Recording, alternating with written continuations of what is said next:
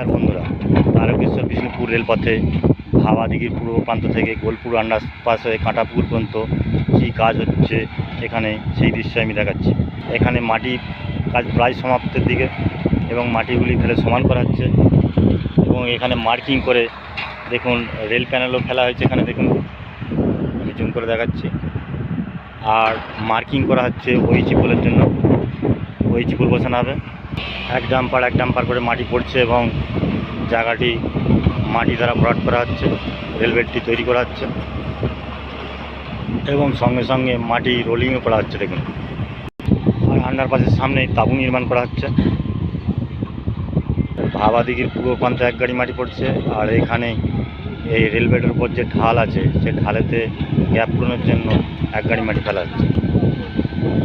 বন্ধুরা, ভিডিওটি আমি এখানেই সমাপ্ত করলাম। আমার এই ছোট্ট চ্যানেলটি সাবস্ক্রাইব করার অনুরোধ রইল। নমস্কার, ধন্যবাদ।